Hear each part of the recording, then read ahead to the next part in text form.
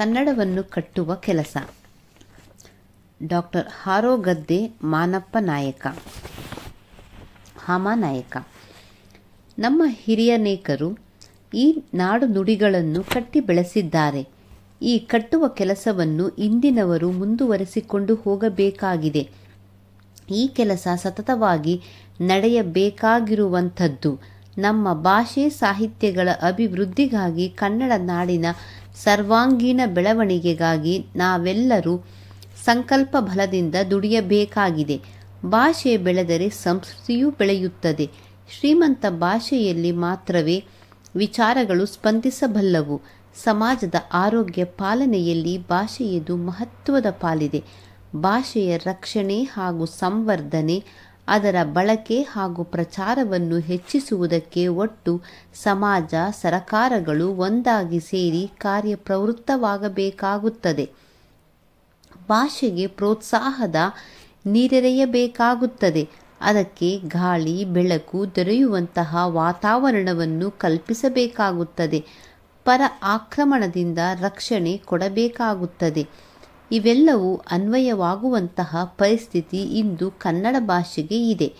Doctor ಹಾಮಾನಾಯಕರು Kannada ನಾಡು ನುಡಿಗೆ ಅತ್ಯಗತ್ಯವೂ ಕಾರ್ಯಸಾಧ್ಯವೂ ಆಗಿರುವಂತಹ ಸಲಹೆ ಸೂಚನೆಗಳನ್ನು ಪ್ರಸ್ತುತ ಲೇಖನದಲ್ಲಿ ನೀಡಿದ್ದಾರೆ. ಭಾಷೆ ಬೆಳೆಯದೆ ಜನ ಬೆಳೆಯುವುದಿಲ್ಲ, ನಾಡೂ ಬೆಳೆಯುವುದಿಲ್ಲ, ಸಾಹಿತ್ಯವೂ ಬೆಳೆಯುವುದಿಲ್ಲ. ಭಾಷೆ ಸಂಸ್ಕೃತಿಗಳನ್ನು ಬೆಳೆಸಿಕೊಳ್ಳದ ಜನಾಂಗ ಆಂತರಿಕ ಚೈತನ್ಯವನ್ನು ಕಳೆದುಕೊಳ್ಳುತ್ತದೆ. ಅಂತಹ ಜನಾಂಗದ ಹೊರ ಬದುಕು ಬೆಳೆದರೂ ಒಳ ಬದುಕು ಬರಡಾಗುತ್ತದೆ. ಕನ್ನಡ ನನ್ನ ಮೊದಲ ಪ್ರೀತಿ, ಎರಡನೆಯ ಪ್ರೀತಿಯೂ ಅದೇ. ಆದ್ದರಿಂದ ಇಲ್ಲಿ ಸವತಿ ಮಾತ್ಸರ್ಯಕ್ಕೆ ಎಡೆಯಿಲ್ಲ. ಕನ್ನಡದ ಪ್ರೀತಿ ನನಗೆ ಎಳವೆಯಿಂದಲೇ ಬಂದದ್ದು, ಸಹಜವಾಗಿ ಬಂದದ್ದು. ಅದು ಯಾವುದೋ ಸಂದರ್ಭದಿಂದ ಪ್ರೇರಿತವಾದುದಲ್ಲ, ಚಳುವಳಿಗಾಗಿ ಹುಟ್ಟಿಕೊಂಡದ್ದಲ್ಲ, ಕೀರ್ತಿ ಕಾಮನೆಗಳನ್ನು ಉದ್ದೇಶಿಸಿದ್ದಲ್ಲ. ನನ್ನ ಕನ್ನಡದ ಪ್ರೀತಿ ಮಾಸ್ತಿ ಕುವೆಂಪು, ತಿ. ನಂ. ಶ್ರೀ ಅವರ ಪದ್ಯಗಳನ್ನು ಪಠ್ಯ ಪುಸ್ತಕಗಳಲ್ಲಿ ಓದಿದಾಗ ಸ್ಫುರಿಸಿದ್ದು, ಬಿ. ಎಂ. ಶ್ರೀ, ಆಲೂರು, ಮುದವೀಡರ ಮಾತುಗಳಿಂದ ಕಣ್ಣೊಡೆದದ್ದು, ಕೃಷ್ಣಶಾಸ್ತ್ರಿ, ಅನಕೃ ಅವರ ವಿಚಾರಗಳಿಂದ ರೂಪಿತವಾದದ್ದು, ಮುಂದೆ ಗಾಂಧಿ, ವಿನೋಬಾ ಮೊದಲಾದವರ ಚಿಂತನೆಗಳಿಂದ ಹರಳುಗೊಂಡದ್ದು. ನಾನು ಪ್ರೌಢಶಾಲೆಯ ವಿದ್ಯಾರ್ಥಿಯಾಗಿದ್ದಾಗ ಆಕಸ್ಮಿಕವಾಗಿ ಹೈದರಾಬಾದ್ ಸಾಹಿತ್ಯ ಸಮ್ಮೇಳನದ ಅಧ್ಯಕ್ಷ ಭಾಷಣ ಕೈಗೆ ಸಿಕ್ಕಿತು. ಅದರ ಒಂದು ಭಾಗವನ್ನು ಓದುತ್ತಲೇ ಕನ್ನಡದ ಕಾರಣಕ್ಕಾಗಿ ನಾನು ನನ್ನನ್ನು ಒಪ್ಪಿಸಿಕೊಂಡು ಬಿಟ್ಟೆ. ಎ. ಆರ್. ಕೃಷ್ಣಶಾಸ್ತ್ರಿಗಳು ಅಲ್ಲಿ ಹೀಗೆ ಹೇಳಿದ್ದರು: ಏನಾದರೂ ಒಂದು ದುರದೃಷ್ಟದಿಂದ ಅಂಥ ದುರದೃಷ್ಟ ಬರದಿರಲಿ.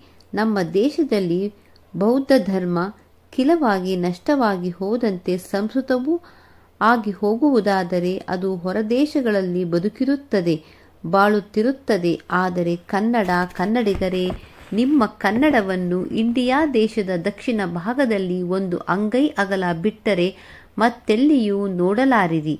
ನೀವು ಅದನ್ನು ಅಲಕ್ಷ್ಯ ಮಾಡಿದರೆ ಮಿಕ್ಕ ಯಾವ ದೇಶದ ಯಾವ ಜನರೂ ಅದನ್ನು ಎತ್ತಿ ಹಿಡಿಯಲಾರರು. ಅದು ಹೋದರೆ ಹೋಗಲಿ ಎನ್ನುವ ಹಾಗಿದ್ದರೆ ಈ ಕಡೆ ಬಂಗಾಳ ಕೊಲ್ಲಿ ಇದೆ, ಆ ಕಡೆ ಅರಬ್ಬಿ ಸಮುದ್ರ ಇದೆ, ಗುಡಿಸಿ ಹಾಕಿಬಿಡಿ. ಇತರ ಭಾಷೆಗಳು ಒತ್ತಿಕೊಂಡು ಬರಲಿ, ಆಕ್ರಮಿಸಿಕೊಳ್ಳಲಿ. ಈ ಮಾತುಗಳನ್ನು ಓದುತ್ತಾ ನನ್ನ ಹದಿಹರೆಯದ ಮನಸ್ಸಿನಲ್ಲಾದ ಖೇದವನ್ನು, ಭಯವನ್ನು, ಅಸಹಾಯಕತೆಯನ್ನು, ಕ್ರೋಧವನ್ನು ಈ ಹೊತ್ತು ಅನುಭವಿಸುತ್ತಿದ್ದೇನೆ. ಕೃಷ್ಣಶಾಸ್ತ್ರಿಗಳು ಇಲ್ಲಿ ಸಂಸ್ಕೃತವನ್ನಷ್ಟೇ ಕೈ ಮಾಡಿ ತೋರಿಸಿರುವರಾದರೂ ಸಂದರ್ಭವು ಕನ್ನಡದ ಎಲ್ಲ ಕುತ್ತುಗಳನ್ನು ಪ್ರಾತಿನಿಧಿಕವಾಗಿ ಸಂಕೇತಿಸುತ್ತದೆಂದು ಇಟ್ಟುಕೊಳ್ಳಬಹುದು. ಇಂಗ್ಲಿಷ್ ಮತ್ತು ಹಿಂದಿ ಭಾಷೆಗಳು ನಮ್ಮ ದೇಶದ ಪ್ರಾಂತೀಯ ಭಾಷೆಗಳ ಸ್ಥಾನವನ್ನು ಆಕ್ರಮಿಸಿಕೊಳ್ಳುತ್ತಿವೆ. ಯಾವ ಯಾವ ಭಾಷೆಗೆ ಯಾವ ಯಾವ ಸ್ಥಾನವಿರಬೇಕೋ ಆ ಮರ್ಯಾದೆಯನ್ನು ನಾವು ಮೀರಬಾರದು. ಕರ್ನಾಟಕದಲ್ಲಿ ಕನ್ನಡವೇ ಪ್ರಥಮ, ಪ್ರಧಾನ, ರಾಜ, ರಾಣಿ, ರಾಜಕುಮಾರ ಎಲ್ಲ. ಮಿಕ್ಕ ಯಾವ ಭಾಷೆಯಾದರೂ ಇಲ್ಲಿ ಸೇವಕರ ಸ್ಥಾನದಲ್ಲಿರಬೇಕು. ಪ್ರತಿಯೊಂದು ಹಿಂದಿಯೇತರ ರಾಜ್ಯದಲ್ಲಿರುವ ಕೇಂದ್ರಾಡಳಿತ ಸಂಸ್ಥೆಗಳು, ಉದ್ಯಮಗಳು, ಕಚೇರಿಗಳು ಆಯಾ ಪ್ರಾದೇಶಿಕ ಭಾಷೆಗಳನ್ನು ಬಳಸದಿರುವುದರಿಂದ ತಮ್ಮಷ್ಟಕ್ಕೆ ದ್ವೀಪಗಳಾಗಿ ನಿಂತಿವೆ. ವಿಮಾನದಲ್ಲಿ ಮೊದಲ ಸಲ ಪ್ರಯಾಣ ಮಾಡಲು ಬಂದಿದ್ದ ನನ್ನ ಮಿತ್ರರೊಬ್ಬರು ಬೆಂಗಳೂರು ವಿಮಾನ ನಿಲ್ದಾಣದಲ್ಲಿ ನನ್ನನ್ನು ಕೇಳಿದರು, ಇದೇನು ಸರ್, ನಾವು ಎಲ್ಲಿದ್ದೇವೆ? ಇಲ್ಲಿ ಒಂದು ಕನ್ನಡ ಅಕ್ಷರವೇ ಕಾಣಿಸುವುದಿಲ್ಲವಲ್ಲ? ನಾನೆಂದೆ, ಕಾಣಿಸದೆ ಏನು? ಅಲ್ಲಿ ನೋಡಿ, ಕಕ್ಕಸ್ಸಿನ ಮೇಲೆ ಕನ್ನಡದಲ್ಲಿ ಗಂಡಸರು ಹೆಂಗಸರು ಎಂದು ಬರೆದಿದ್ದಾರಲ್ಲ, ಇದು ಕೇಂದ್ರ ಸರ್ಕಾರ ಕನ್ನಡಕ್ಕೆ ತೋರಿಸುವ ಮರ್ಯಾದೆ. ಬೆಂಗಳೂರು ವಿಮಾನ ನಿಲ್ದಾಣದಲ್ಲಿ ಕನ್ನಡದಲ್ಲಿ ಸೂಚನೆಗಳಿಲ್ಲದಿದ್ದರೆ ಇನ್ನು ಯಾವ ಕಡೆ ಇರುವುದು ಸಾಧ್ಯ? ವಿಮಾನ ನಿಲ್ದಾಣದ ಎಲ್ಲ ಪ್ರಕಟಣೆಗಳು ಪ್ರಾದೇಶಿಕ ಭಾಷೆಗಳಲ್ಲಿರುವುದು ಅಗತ್ಯ. ಇಂಗ್ಲಿಷ್, ಹಿಂದಿ ಬಾರದವರು ಈ ದೇಶದಲ್ಲಿ ವಿಮಾನ ಪ್ರಯಾಣ ಮಾಡಬಾರದೆ? ಬೆಂಗಳೂರು, ಮಂಗಳೂರು, ಬೆಳಗಾವಿ ವಿಮಾನ ನಿಲ್ದಾಣಗಳಿಂದ ಹೊರಡುವ ಮತ್ತು ಅಲ್ಲಿಗೆ ಬರುವ ವಿಮಾನಗಳೊಳಗಿನ ಪ್ರಕಟಣೆಗಳು ಕನ್ನಡದಲ್ಲಿರಬೇಕು. ಇದೇನು ಬಹು ಖರ್ಚಿನ ಭಾರಿ ದೊಡ್ಡ ಕೆಲಸವಲ್ಲ. ಬಹುಭಾಷೆಗಳ ಈ ರಾಷ್ಟ್ರದಲ್ಲಿ ನಾವು ಒಡೆಯದೆ ಬಾಳಬೇಕಾದರೆ ಎಲ್ಲ ಭಾಷೆಗಳ ಸಮಾನ ಬಳಕೆ, ಎಲ್ಲ ಭಾಷೆಗಳಲ್ಲಿ ಸಮಾನ ಗೌರವ ಅತ್ಯಗತ್ಯ. ಕೇಂದ್ರ ಸರ್ಕಾರದ ಕಚೇರಿ ಯಾವ ರಾಜ್ಯದಲ್ಲಿರುತ್ತದೋ ಆ ರಾಜ್ಯದ ಭಾಷೆಯನ್ನು ಅದು ಅಲ್ಲಿನ ಜನರೊಂದಿಗೆ ಮತ್ತು ಸರ್ಕಾರದೊಂದಿಗೆ ಬಳಸಬೇಕು. ಆ ರಾಜ್ಯದಲ್ಲಿರುವ ಕೇಂದ್ರ ಸರ್ಕಾರದ ನೌಕರರು ಆ ರಾಜ್ಯದ ಭಾಷೆಯನ್ನು ಬಲ್ಲವರಾಗಿರಬೇಕು ಎಂದು ರಾಜಮನ್ನಾರ್ ಸಮಿತಿಯ ವರದಿ ಹೇಳಿದೆ. ಆದುದರಿಂದ ಈ ಭಾಷೆಯ ಸಮಸ್ಯೆ ಕೇಂದ್ರ ರಾಜ್ಯಗಳ ಸಂಬಂಧದಲ್ಲಿ ಬಹಳ ಮುಖ್ಯ ವಿಷಯವಾಗಿದೆ. ರೈಲ್ವೆ, ಅಂಚೆ ಮತ್ತು ತಂತಿ ಇಲಾಖೆಗಳು ಪ್ರಾದೇಶಿಕ ಭಾಷೆಗಳ ಮೇಲೆ ಸಾಕಷ್ಟು ಮಲತಾಯಿ ಧೋರಣೆ ಬೆಳೆಸಿಕೊಂಡಿವೆ. ಕನ್ನಡ ನಾಡಿನ ಸಣ್ಣ ಪುಟ್ಟ ಊರುಗಳಲ್ಲಿರುವ ರೈಲ್ವೆ ಸ್ಟೇಷನ್ನುಗಳಲ್ಲಿಯೂ ಹಿಂದಿ, ಇಂಗ್ಲಿಷ್ಗಳೇ ರಾರಾಜಿಸಿದರೆ ನಾವು ನಮ್ಮ ದೇಶದಲ್ಲಿದ್ದೇವೆಂಬ ಭಾವನೆ ಯಾರಲ್ಲಾದರೂ ಬರುವುದು ಸಾಧ್ಯವೇ? ಲೈಫ್ ಇನ್ಶೂರೆನ್ಸ್ ಕಾರ್ಪೊರೇಷನ್ನಿನಂಥ ಸಂಸ್ಥೆಗಳು, ಬ್ಯಾಂಕುಗಳು, ಹೀಗೆ ಕೇಂದ್ರಾಡಳಿತದ ಯಾವ ಸಂಸ್ಥೆಗಳಿಗೆ ಹೋದರೂ ನಾವು ಪರದೇಶಿಗಳೆಂಬ ಭಾವನೆ ಬರುತ್ತದೆ.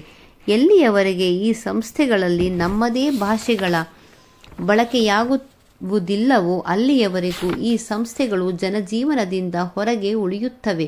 ಎಲ್ಲ ಸೂಚನೆಗಳು, ಎಲ್ಲ ಫಾರಂಗಳು, ಎಲ್ಲ ಬರವಣಿಗೆಯ ವ್ಯವಹಾರಗಳು ಕ್ರಮವಾಗಿ ಪ್ರಾದೇಶಿಕ ಭಾಷೆ ಹಿಂದಿ ಮತ್ತು ಇಂಗ್ಲಿಷ್ಗಳಲ್ಲಿರಬೇಕು. ಇದೇ ತ್ರಿಭಾಷಾ ಸೂತ್ರದ ಬಳಕೆ. ಯಾವ ಭಾಷೆಯ ಹೇರಿಕೆಯೂ ಸರಿಯಲ್ಲ, ಯಾವುದೇ ಭಾಷೆಯ ಕಲಿಕೆಯನ್ನು ತಡೆಯುವುದೂ ಸರಿಯಲ್ಲ. ಆದರೆ ಇದರಲ್ಲಿ ಔಚಿತ್ಯದ ಒಂದು ಪ್ರಶ್ನೆ ಇದೆ. ಒಂದು ಘಟ್ಟದಿಂದ ಮುಂದಕ್ಕೆ ವಿದ್ಯಾರ್ಥಿಗಳು ತಮಗೆ ಬೇಕಾದ ಭಾಷೆಗಳನ್ನು ಆಯ್ದುಕೊಂಡು ಅಭ್ಯಾಸ ಮಾಡುವ ಅವಕಾಶಗಳಿರಬೇಕು.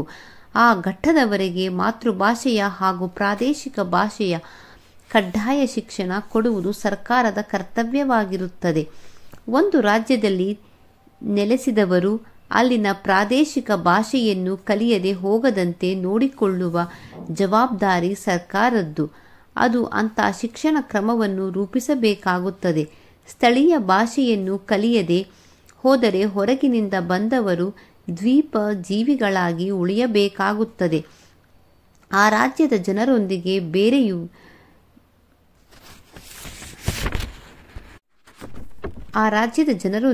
ಬೆರೆಯುವುದು ಸಾಧ್ಯವಾಗುವುದಿಲ್ಲ. ಒಂದು ರಾಜ್ಯದ ಎಲ್ಲ ಸೌಲಭ್ಯಗಳನ್ನು ಬಳಸಿಕೊಂಡು ಬದುಕುವ ಜನ ಅಲ್ಲಿನ ಭಾಷೆಯನ್ನು ಬಳಸುವುದು ಅನಿವಾರ್ಯವಾಗುತ್ತದೆ. ಪ್ರದೇಶ ಭಾಷೆಯ ಕಲಿಕೆ ಮಾತೃಭಾಷಾ ಕಲಿಕೆಗೆ ವಿರೋಧವಾದುದಲ್ಲ.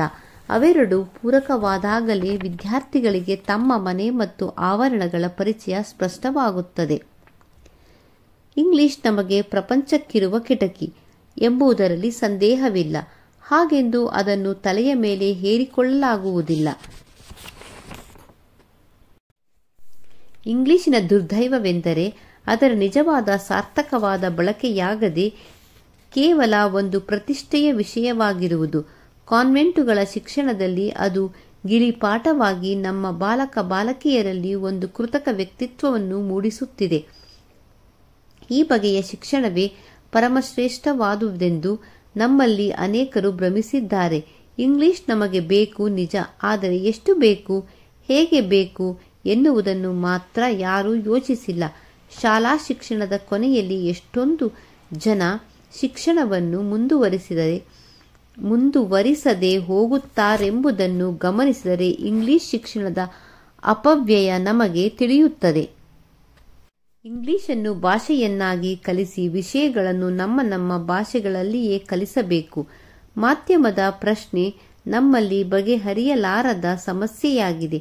ಶಿಕ್ಷಣ ತಜ್ಞರೆನ್ನಿಸಿಕೊಂಡವರಿಗೂ ಅನೇಕ ಸಲ ಭಾಷೆಯನ್ನು ಕಲಿಸುವುದು, ಭಾಷೆಯ ಮೂಲಕ ಕಲಿಸುವುದು ಇವುಗಳ ನಡುವಿನ ಅಂತರ ತಿಳಿದಿರುವುದಿಲ್ಲ. ಕನ್ನಡ ಮಾಧ್ಯಮವಾಗಬೇಕು ಎಂದರೆ ಇಂಗ್ಲಿಷನ್ನು ಕಲಿಸಬಾರದು ಎಂದಲ್ಲ. ನಮ್ಮ ಭಾಷೆಯಲ್ಲಿ ಓದಿದ್ದೇ ಮೈಗೆ ಹತ್ತುವುದು, ಆಧುನಿಕ ವಿಜ್ಞಾನವನ್ನು ಕಲಿಸುವುದು ನಮ್ಮ ಭಾಷೆಗಳ ಮೂಲಕ ಸಾಧ್ಯವಾಗುವುದಿಲ್ಲ ಎನ್ನುವುದು ಒಂದು ಮೂಢನಂಬಿಕೆ. ಕನ್ನಡದ ಮೂಲಕ ಕಲಿತು ಶ್ರೇಷ್ಠ ವಿಜ್ಞಾನಿಯಾಗಬಹುದು ಎನ್ನುವುದಕ್ಕೆ ನಮ್ಮವರದೇ ಆದ ಡಾಕ್ಟರ್ CNR ರಾವ್ ಅತ್ಯುತ್ತಮ ಉದಾಹರಣೆಯಾಗಿದ್ದಾರೆ. ಜನರಿಗೆ ಇಂಗ್ಲಿಶಿನ ಮೇಲೆ ಮೋಹ ಬೆಳೆಯಲು ಪ್ರತಿಷ್ಠೆಯೇ ಕಾರಣ. ಪ್ರತಿಯೊಬ್ಬ ತಂದೆ ತಾಯಿಗಳು ತಮ್ಮ ಮಕ್ಕಳು ಒಳ್ಳೆಯ ಶಾಲೆಗಳಲ್ಲಿ ಓದಬೇಕು, ಒಳ್ಳೆಯ ಶಿಕ್ಷಣ ಪಡೆಯಬೇಕು, ಅವರ ಭವಿಷ್ಯ ಉಜ್ವಲವಾಗಿರಬೇಕು ಎಂದು ಆಶಿಸುತ್ತಾರೆ. ಅವರು ನ್ಯಾಯವಾಗಿಯೇ ಅಸಹ್ಯ ಎನ್ನಿಸುವ ನಮ್ಮ ಸಾರ್ವಜನಿಕ ಶಾಲೆಗಳಿಗೆ ತಮ್ಮ ಮಕ್ಕಳನ್ನು ಕಳಿಸಲು ಇಷ್ಟಪಡುವುದಿಲ್ಲ. ಎಷ್ಟೋ ಕಡೆಗಳಲ್ಲಿರುವ ಶಾಲೆಗಳನ್ನು ಒಮ್ಮೆ ನೋಡಿ. ಕುಸಿದು ಬೀಳುತ್ತಿರುವ ಕಟ್ಟಡಗಳು, ದೊಡ್ಡಿಯಾದ ತರಗತಿಗಳು, ಅಧ್ಯಾಪಕರಿಲ್ಲದ ತರಗತಿಗಳು, ಪಾಠ ಹೇಳದ ಅನರ್ಹ ಅಧ್ಯಾಪಕರು, ದಿನ ಬೆಳಗಾದರೆ ರಜೆ, ಶಿಸ್ತಿಲ್ಲದ ವ್ಯವಸ್ಥೆ, ಮೂತ್ರದ ವಾಸನೆ, ಪರಿಸರ ಇದು ನಮ್ಮ ಬಹಳಷ್ಟು ಶಾಲೆಗಳ ಸ್ಥಿತಿ.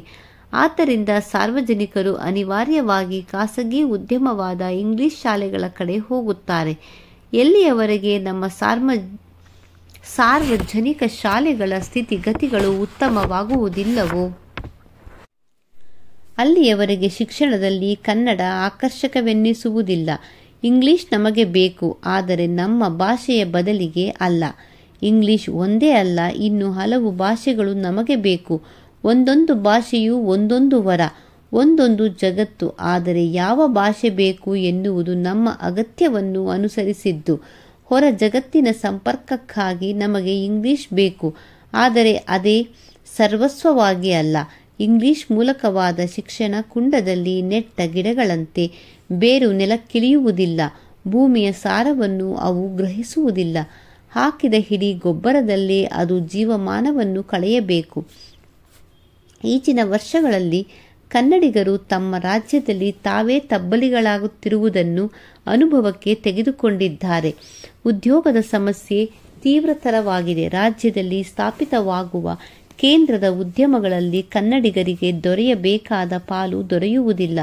ಒಂದು ಹಂತದವರೆಗಿನ ನೇಮಕಾತಿಯಲ್ಲಿ ಸ್ಥಳೀಯರನ್ನೇ ಪರಿಗಣಿಸಬೇಕಾದ ಅಗತ್ಯವಿದ್ದರೂ ಇಲ್ಲಿ ಹಾಗಾಗುತ್ತಿಲ್ಲ. ಆ ಪ್ರದೇಶದ ಜನರಿಗೆ ಉದ್ಯೋಗಾವಕಾಶಗಳು ದೊರೆಯದಿದ್ದರೆ ಅಲ್ಲಿ ಉದ್ಯೋಗಗಳು ಆರಂಭಗೊಳ್ಳುವ ಉದ್ದೇಶವೇನು, ಉಪಯೋಗವೇನು? ರಾಜ್ಯ ಸರ್ಕಾರದ ನೌಕರಿಗಳನ್ನು ಮತ್ತು ರಾಜ್ಯ ಸರ್ಕಾರದ ಉದ್ಯಮಗಳನ್ನು ನೆರೆಹೊರೆಯವರು ಆಕ್ರಮಿಸಿಕೊಂಡು ಬಿಡುತ್ತಾರೆ. ಅಲ್ಲಿಯೂ ಕನ್ನಡಿಗರಿಗೆ ಅವಕಾಶಗಳಿಲ್ಲ. ಇದರಿಂದ ಕನ್ನಡಿಗರು ಉದ್ಯೋಗದ ವಿಷಯದಲ್ಲಿ ಭೀತಿಗೊಂಡಿರುವುದು ಸಹಜ. ಕನ್ನಡಿಗರ ಆತ್ಮಹತ್ಯಾಕಾರಿಯಾದ ಔದಾರ್ಯ ಧೋರಣೆಯಿಂದ ಈಗಾಗಲೇ ಬೆಂಗಳೂರು ಸೇರಿದಂತೆ ಕರ್ನಾಟಕದ ಅನೇಕ ಕಡೆ ಕನ್ನಡಿಗರು ಅಲ್ಪಸಂಖ್ಯಾತರಾಗುತ್ತಿದ್ದಾರೆ. ಭಾಷಾ ಅಲ್ಪಸಂಖ್ಯಾತರ ಹೆಸರಿನಲ್ಲಿ ಈಚೆಗೆ ಬೆಂಗಳೂರು ಕೇಂದ್ರಾಡಳಿತ ನಗರವಾಗಬೇಕೆಂಬ ಅಪಸ್ವರವನ್ನು ಕೇಳಿದ್ದೇವೆ. ಕನ್ನಡಿಗರು ಕನ್ನಡ ನಾಡಿನಲ್ಲಿಯೇ ತಬ್ಬಲಿಗಳಾದರೆ ಅವರಿಗೆ ಆಶ್ರಯವೆಲ್ಲಿದೆ? ಕನ್ನಡಿಗರ ಸಂಕಷ್ಟಗಳಿಗೂ ಒಂದು ಮಿತಿ ಇದೆ. ಅವರ ತಾಳ್ಮೆಗೆ ತಪ್ಪು ಅರ್ಥ ಹಚ್ಚಬಾರದು. ಬದುಕು ಭಾಷೆಗಿಂತ ದೊಡ್ಡದು ಎಂದು ಹೇಳುತ್ತಾರೆ. ಆದರೆ ಭಾಷೆಯನ್ನು ಬಿಟ್ಟು ಬದುಕು ಇರುವುದಿಲ್ಲ ಎಂಬುದನ್ನು ನಾವು ಮರೆಯಬಾರದು. ಎಲ್ಲಿಯವರೆಗೆ ಕನ್ನಡ ನಮ್ಮ ಆಡಳಿತ ಶಿಕ್ಷಣದಲ್ಲಿ ಪ್ರಥಮವೂ ಪ್ರಧಾನವೂ ಆಗಿರುವುದಿಲ್ಲವೋ, ಎಲ್ಲಿಯವರೆಗೆ ಅದು ಜನಜೀವನವನ್ನು ತುಂಬಿಕೊಳ್ಳುವುದಿಲ್ಲವೋ, ಎಲ್ಲಿಯವರೆಗೆ ಕನ್ನಡಿಗರು ಸ್ವಾಭಿಮಾನಿಗಳಾಗುವುದಿಲ್ಲವೋ ಅಲ್ಲಿಯವರೆಗೂ ಕನ್ನಡದ ಸಮಸ್ಯೆಗಳು ಇದ್ದೇ ಇರುತ್ತದೆ. ಸರ್ಕಾರ ಮತ್ತು ಸಾರ್ವಜನಿಕರು ಇಬ್ಬರೂ ಈ ಜವಾಬ್ದಾರಿಯನ್ನು ನಿರ್ವಹಿಸಬೇಕು. ಎಲ್ಲವನ್ನೂ ಸರ್ಕಾರದ ಮೇಲೆ ಹಾಕಿ ನಾವು ಹೊಣೆಯನ್ನು ತಪ್ಪಿಸಿಕೊಳ್ಳುವಂತಿಲ್ಲ. ಪ್ರತಿಯೊಬ್ಬ ಕನ್ನಡಿಗನೂ ಪ್ರತಿಯೊಂದು ಅಂಗುಲದಲ್ಲಿಯೂ ಕನ್ನಡಿಗನಾಗಬೇಕು. ಆಗ ಮಾತ್ರ ಅನೇಕ ಸಮಸ್ಯೆಗಳಿಗೆ ಪರಿಹಾರ ದೊರಕುತ್ತದೆ. ಕನ್ನಡ ಕನ್ನಡ ಎನ್ನುವ ನಾವು ನಮ್ಮನ್ನೇ ಪ್ರಶ್ನಿಸಿಕೊಳ್ಳುವುದು ತೀರಾ ಅಗತ್ಯ. ಕನ್ನಡ ಹೇಳುವುದಕ್ಕೆ ಮಾತ್ರ ಅಲ್ಲ, ಅನುಸರಿಸುವುದಕ್ಕೂ ಕೂಡ ಎಂದು ಎಷ್ಟು ಜನ ತಿಳಿದಿದ್ದೇವೆ? ನಮ್ಮ ಮಕ್ಕಳನ್ನು ಯಾವ ಶಾಲೆಗಳಿಗೆ ಓದಿಸುತ್ತಿದ್ದೇವೆ? ನಾವು ಯಾವ ಪತ್ರಿಕೆಗಳನ್ನು ಓದುತ್ತಿದ್ದೇವೆ? ನಾವು ನೋಡುವುದು ಯಾವ ಸಿನಿಮಾಗಳನ್ನು? ನಮ್ಮ ಮನೆಯ ಬೋರ್ಡು ಯಾವ ಭಾಷೆಯಲ್ಲಿದೆ? ನಮ್ಮ ಲೆಟರ್ ಹೆಡ್ಗಳು ಅಚ್ಚಾಗಿರುವುದು, ನಮ್ಮ ಮನೆಯ ಲಗ್ನ ಪತ್ರಿಕೆಗಳು ಅಚ್ಚಾಗಿರುವುದು ಯಾವ ಭಾಷೆಯಲ್ಲಿ? ನಾವು ಬ್ಯಾಂಕುಗಳಿಗೆ ಚೆಕ್ಕು ಬರೆಯುವುದು ಕನ್ನಡದಲ್ಲೇ? ನಾವು ಬರೆಯುವ ಕಾಗದ ಪತ್ರಗಳಲ್ಲಿ ಎಷ್ಟು ಭಾಗ ಕನ್ನಡ? ಇಂಥ 100 ಪ್ರಶ್ನೆಗಳನ್ನು ನಾವು ಕೇಳಿಕೊಳ್ಳಬೇಕು. ಅವುಗಳ ಉತ್ತರ ನಮ್ಮನ್ನು ಚುಚ್ಚದಿದ್ದರೆ ಮಾತ್ರ ನಾವು ಕನ್ನಡವನ್ನು ಕುರಿತು ಮಾತನಾಡಲು ಯೋಗ್ಯತೆ ಗಳಿಸಿಕೊಂಡಿದ್ದೇವೆ ಎಂದು ಅರ್ಥ. ಕನ್ನಡಿಗರು ಮೊದಲು ಕನ್ನಡದವರಾಗಬೇಕು. ಲೇಖಕರ ಪರಿಚಯ. ಹಾಮಾನ ಎಂದೇ ಪ್ರಸಿದ್ಧರಾಗಿರುವ ಡಾಕ್ಟರ್ ಹಾರೋಗದ್ದೆ ಮಾನಪ್ಪ ನಾಯಕ 1931 2001.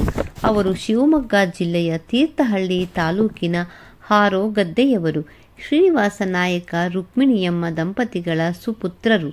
ಮೈಸೂರು ವಿಶ್ವವಿದ್ಯಾನಿಲಯದ ಕನ್ನಡ ಅಧ್ಯಯನ ಸಂಸ್ಥೆಯ ನಿರ್ದೇಶಕರಾಗಿ ಗುಲಬರ್ಗಾ ವಿವಿಯ ಕುಲಪತಿಗಳಾಗಿ ಕರ್ತವ್ಯ ನಿರ್ವಹಿಸಿದರು. ಕನ್ನಡದ ಕಟ್ಟಾಳು ಎಂದೇ ತಮ್ಮನ್ನು ಗುರುತಿಸಿಕೊಂಡಿದ್ದ ಹಾಮಾನಾಯಕರು ತಮ್ಮ ಅಪಾರ ವಿದ್ವತ್ತಿನಿಂದ, ದಕ್ಷ ಆಡಳಿತದಿಂದ, ಸ್ನೇಹಪರ ಗುಣಪಕ್ಷಪಾತದಿಂದ ಹೆಸರಾಗಿದ್ದರು. ಕನ್ನಡದ ಹಲವು ದಿನಪತ್ರಿಕೆಗಳಲ್ಲಿ ಖ್ಯಾತ ಅಂಕಣಕಾರರೆನಿಸಿದ್ದರು. ತಮ್ಮ ಸಂಪ್ರತಿ ಕೃತಿಗೆ ಕೇಂದ್ರ ಸಾಹಿತ್ಯ ಅಕಾಡೆಮಿ ಪುರಸ್ಕಾರವನ್ನು ಪಡೆಯುವ ಮೂಲಕ ದೇಶದಲ್ಲೇ ಅಂಕಣ ಬರಹಕ್ಕೆ ಮಾನ್ಯತೆಯನ್ನು ತಂದುಕೊಟ್ಟರು. 1985ರಲ್ಲಿ ಬೀದರಿನಲ್ಲಿ ನಡೆದ 57ನೆಯ ಅಖಿಲ ಭಾರತ ಕನ್ನಡ ಸಾಹಿತ್ಯ ಸಮ್ಮೇಳನದ ಅಧ್ಯಕ್ಷರಾಗಿದ್ದ ಹಾರೋಗದ್ದೆ ಮಾನಪ್ಪ ನಾಯಕರು ಬಾಳ್ನೋಟಗಳು, ಸಂಪ್ರತಿ, ಸಲ್ಲಾಪ, ಸಂಭ್ರಮ, ಸೂಲಂಗಿ, ಸಂಪಣ, ಭಾರತದ ಧರ್ಮ, ರವೀಂದ್ರನಾಥ ಟ್ಯಾಗೋರ್, ಸಂಗತಿ, ನಮ್ಮ ಮನೆಯ ದೀಪ ಮುಂತಾದ 100ಕ್ಕೂ ಹೆಚ್ಚು ಕೃತಿಗಳನ್ನು ರಚಿಸಿದ್ದಾರೆ.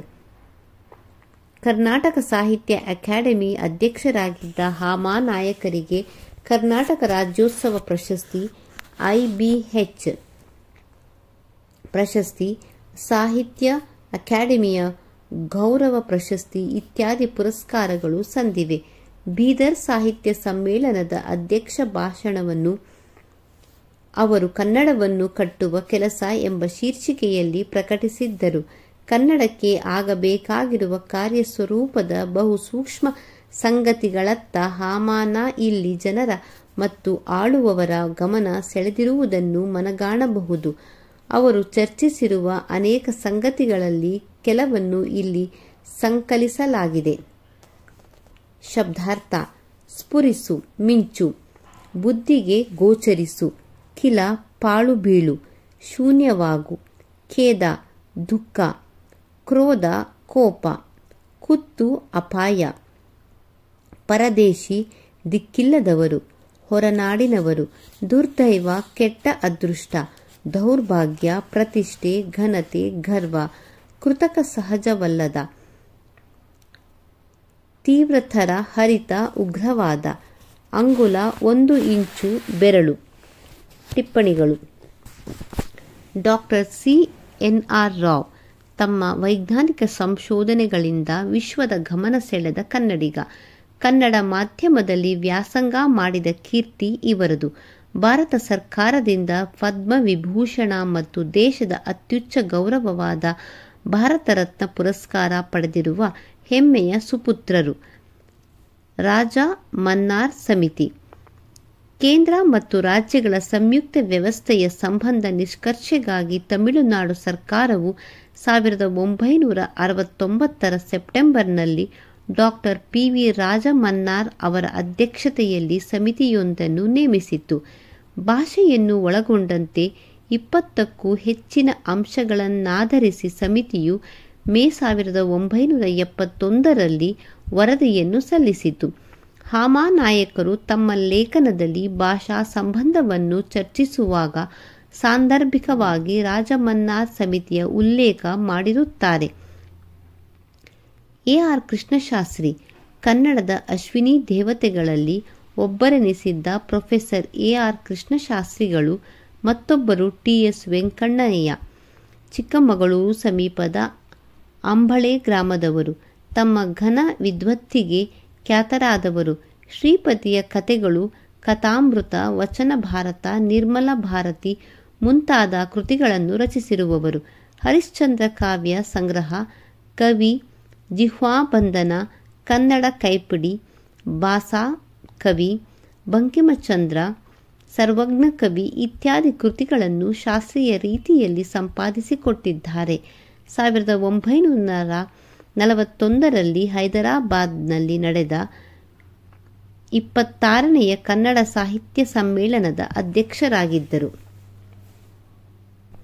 ಅಭ್ಯಾಸ ಭಾಗ. ಸಾಂದರ್ಭಿಕ ವಿವರಣೆಯನ್ನು ಬಯಸುವ ವಾಕ್ಯಗಳು. ಒಂದು ಅಂಗೈ ಅಗಲ ಬಿಟ್ಟರೆ ಮತ್ತೆಲ್ಲಿಯೂ ನೋಡಲಾರಿರಿ. ಇಂಗ್ಲಿಷ್ ಹಿಂದಿ ಬಾರದವರು ವಿಮಾನ ಪ್ರಯಾಣ ಮಾಡಬಾರದೆ. ನಾವು ಪರದೇಶಿಗಳೆಂಬ ಭಾವನೆ ಬರುತ್ತದೆ. ನಮ್ಮ ಭಾಷೆಯಲ್ಲಿ ಓದಿದ್ದೇ ಮೈಗೆ ಹತ್ತುವುದು. ಒಂದೊಂದು ಭಾಷೆಯೂ ಒಂದೊಂದು ವರ. ನಾವು ಯಾವ ಪತ್ರಿಕೆಗಳನ್ನು ಓದುತ್ತಿದ್ದೇವೆ? ಕನ್ನಡಿಗರು ಮೊದಲು ಕನ್ನಡಿಗರಾಗಬೇಕು. 1 ಅಂಕದ ಪ್ರಶ್ನೆಗಳು. 1 ವಾಕ್ಯದಲ್ಲಿ ಉತ್ತರಿಸಿರಿ. ಎ.ಆರ್. ಕೃಷ್ಣಶಾಸ್ತ್ರಿಗಳು ಎಲ್ಲಿ ನಡೆದ ಸಾಹಿತ್ಯ ಸಮ್ಮೇಳನದ ಅಧ್ಯಕ್ಷರಾಗಿದ್ದರು? ನಮ್ಮ ದೇಶದಲ್ಲಿ ಕಿಲವಾಗಿ ಹೋದ ಧರ್ಮ ಯಾವುದು? ಪ್ರಾಂತೀಯ ಭಾಷೆಗಳ ಸ್ಥಾನವನ್ನು ಆಕ್ರಮಿಸುತ್ತಿರುವ ಭಾಷೆಗಳಾವುವು? ಯಾವ ಮರ್ಯಾದೆಯನ್ನು ನಾವು ಮೀರಬಾರದು? ಸ್ಥಳೀಯ ಭಾಷೆ ಕಲಿಯದ ಅನ್ಯ ಭಾಷಿಕರು ಏನಾಗುತ್ತಾರೆ? ಯಾವುದು ನಮ್ಮ ಮೈಗೆ ಹತ್ತುವುದು? ಕನ್ನಡದ ಮೂಲಕ ಕಲಿತು ಶ್ರೇಷ್ಠ ವಿಜ್ಞಾನಿಯಾದವರು ಯಾರು? ತಮ್ಮ ರಾಜ್ಯದಲ್ಲಿ ತಾವೇ ತಬ್ಬಲಿಗಳಾಗುತ್ತಿರುವವರು ಯಾರು? ಬದುಕು ಯಾವುದನ್ನು ಬಿಟ್ಟು ಇರುವುದಿಲ್ಲ? ಕನ್ನಡದ ಸಮಸ್ಯೆಗಳಿಗೆ ಪರಿಹಾರ ದೊರಕಿಸಲು ನಾವು ಏನು ಮಾಡಬೇಕು? 2 ಅಂಕಗಳ ಪ್ರಶ್ನೆಗಳು. 2-3 ವಾಕ್ಯಗಳಲ್ಲಿ ಉತ್ತರಿಸಿರಿ. ಲೇಖಕರಲ್ಲಿ ಕನ್ನಡ ಪ್ರೀತಿ ಸ್ಫುರಿಸಿದ್ದು ಹೇಗೆ? ಎ.ಆರ್. ಕೃಷ್ಣಶಾಸ್ತ್ರಿಗಳ ಭಾಷಣ ಓದಿ ಲೇಖಕರಲ್ಲಿ ಮೂಡಿದ ಭಾವನೆಗಳಾವುವು? ಕರ್ನಾಟಕದಲ್ಲಿ ಕನ್ನಡಕ್ಕೆ ಯಾವ ಸ್ಥಾನವಿರಬೇಕೆಂದು ಹಾಮಾನ ಅಪೇಕ್ಷಿಸಿದ್ದಾರೆ? ಕೇಂದ್ರದ ರೈಲು ಅಂಚೆ ಇಲಾಖೆಗಳು ಯಾವ ಧೋರಣೆ ಬೆಳೆಸಿಕೊಂಡಿವೆ? ತ್ರಿಭಾಷಾ ಸೂತ್ರದ ಬಳಕೆ ಹೇಗಿರಬೇಕು? ನಮ್ಮ ಸಾರ್ವಜನಿಕರ ಶಾಲೆಗಳ ಬಗ್ಗೆ ಲೇಖಕರ ಅಭಿಪ್ರಾಯವೇನು? ಕನ್ನಡದ ಸಮಸ್ಯೆಗಳು ಎಲ್ಲಿಯವರೆಗೂ ಇದ್ದೇ ಇರುತ್ತವೆ? ಕನ್ನಡದ ಬಗ್ಗೆ ಮಾತಾಡಲು ನಾವು ಯೋಗ್ಯತೆ ಗಳಿಸುವುದು ಯಾವಾಗ? 4 ಅಂಕಗಳ ಪ್ರಶ್ನೆಗಳು. 5-6 ವಾಕ್ಯಗಳಲ್ಲಿ ಉತ್ತರಿಸಿ. ಕೇಂದ್ರ ಸರ್ಕಾರದ ಕಚೇರಿಗಳಲ್ಲಿ ಕನ್ನಡತನವಿಲ್ಲದಿರುವ ಬಗ್ಗೆ ಹಾಮಾನ ಹೇಗೆ ಟೀಕಿಸಿದ್ದಾರೆ? ಹೊರನಾಡಿನಿಂದ ಬಂದು ಕನ್ನಡ ನಾಡಿನಲ್ಲಿ ನೆಲೆಸಿರುವವರ ಜವಾಬ್ದಾರಿಗಳನ್ನು ಲೇಖಕರು ಹೇಗೆ ವಿವರಿಸಿದ್ದಾರೆ? ನಮಗೆ ಬೇಕಾಗಿರುವ ಕನ್ನಡ ಮಾಧ್ಯಮ ಶಿಕ್ಷಣ ಮತ್ತು ಇಂಗ್ಲಿಷ್ ಭಾಷೆಯ ಸಂಬಂಧ ಯಾವ ಸ್ವರೂಪದ್ದಾಗಿರಬೇಕೆಂದು ಲೇಖಕರು ಹೇಳಿದ್ದಾರೆ?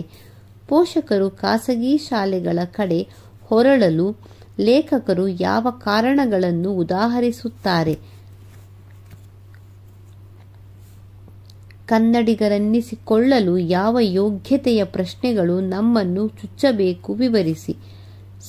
ಭಾಷಾಭ್ಯಾಸ. ಸ್ಫುರಿಸು, ಸಮುದ್ರ, ಕರ್ತವ್ಯ, ಭೂಮಿ, ತಾಳ್ಮೆ ಇವುಗಳಿಗೆ ಸಮಾನಾರ್ಥಕಗಳನ್ನು ಬರೆಯಿರಿ. ಎಡೆ, ಗುಡಿ, ಕಲಿ, ಮರ್ಯಾದೆ, ಕೊನೆ ಇವುಗಳಿಗೆ ನಾನಾರ್ಥಗಳನ್ನು ಬರೆಯಿರಿ. ಪರದೇಶಿ, ಮೈಗೆ ಹತ್ತು, ತಲೆ ಮೇಲೆ ಮೆರೆಸು ಈ ನುಡಿಗಟ್ಟುಗಳ ಅರ್ಥ ಬರೆದು ಸ್ವಂತ ವಾಕ್ಯಗಳಲ್ಲಿ ಅವುಗಳನ್ನು ಬಳಸಿ ಬರೆಯಿರಿ. ಖಿಲ, ಅಖಿಲ, ವ್ಯಯ, ಅಪವ್ಯಯ, ಸಹ್ಯ, ಅಸಹ್ಯ ಇಂತಹ ಪ್ರಯೋಗಗಳನ್ನು ಗಮನಿಸಿ. ಚಟುವಟಿಕೆ: ಡಾಕ್ಟರ್ ಹಾಮಾನಾಯಕ ಮತ್ತು ಎ.ಆರ್. ಕೃಷ್ಣಶಾಸ್ತ್ರಿಗಳ ಸಾಹಿತ್ಯ ಸಮ್ಮೇಳನಾಧ್ಯಕ್ಷರ ಭಾಷಣದ ಪೂರ್ಣ ಪಾಠಗಳನ್ನು ಸಂಗ್ರಹಿಸಿ. ಕನ್ನಡವನ್ನು ಸಕಲ ಕ್ಷೇತ್ರಗಳಲ್ಲೂ ಸಮರ್ಥಕವಾಗಿ ಬಳಸಲು ನಮ್ಮ ಪ್ರಯತ್ನ ಹೇಗಿರಬೇಕೆಂಬ ನಿಮ್ಮ ಅನಿಸಿಕೆಗಳ ಬಗ್ಗೆ ಪ್ರಬಂಧ ರಚಿಸಿ. ಕನ್ನಡ ನಾಡಿನಲ್ಲಿ ಕನ್ನಡಿಗರೇ ತಬ್ಬಲಿಗಳಾಗುತ್ತಿರುವ ಆತಂಕಕಾರಿ ಬೆಳವಣಿಗೆಯ ಬಗ್ಗೆ ಪಠ್ಯದ ಹಿನ್ನೆಲೆಯಲ್ಲಿ ಚರ್ಚೆ ಏರ್ಪಡಿಸಿ. ಆಕಾರ: ಕೃತಿ ಕನ್ನಡವನ್ನು ಕಟ್ಟುವ ಕೆಲಸ. ಲೇಖಕರು ಡಾಕ್ಟರ್ ಹಾಮಾನಾಯಕ. ಪ್ರಕಾಶನ IBH ಪ್ರಕಾಶನ, ಗಾಂಧಿನಗರ, ಬೆಂಗಳೂರು 560009. ಪಠ್ಯಕ್ಕಾಗಿ ಮೂಲ ಕೃತಿಯ ಸಂಗ್ರಹ ರೂಪ ಡಾಕ್ಟರ್ H.S. ಸತ್ಯನಾರಾಯಣ. ಹೆಚ್ಚಿನ ಓದಿಗೆ ಸಮ್ಮೇಳನಾಧ್ಯಕ್ಷರ ಭಾಷಣದ ಸಂಪುಟಗಳು ಪ್ರಸ್ತುತ ಕನ್ನಡ ಸಾಹಿತ್ಯ ಪರಿಷತ್ತು, ಬೆಂಗಳೂರು. KV ನಾರಾಯಣ, ಬರಗೂರು ರಾಮಚಂದ್ರಪ್ಪ, DR ನಾಗರಾಜ್ ಮುಂತಾದ ಲೇಖಕರ ನಾಡು ನುಡಿ ಸಂಬಂಧಿತ ಬರಹಗಳು. ಕನ್ನಡ ನುಡಿಗೆ ಕನ್ನಡವೇ ಗತಿ ಮತ್ತು ಕನ್ನಡ ಮಾತು ತಲೆ ಎತ್ತುವ ಬಗೆ BM ಶ್ರೀ ಅವರ ಲೇಖನ. ಏನೇ ಆದರೂ ಕನ್ನಡಕ್ಕೆ ಕುಂದಿಲ್ಲ ಎಂದು ಧೈರ್ಯ ತಾಳುವವರ ಗುಂಪಿಗೆ ನಾನು ಸೇರಿಲ್ಲ. ಹಾಮಾನಾಯಕ.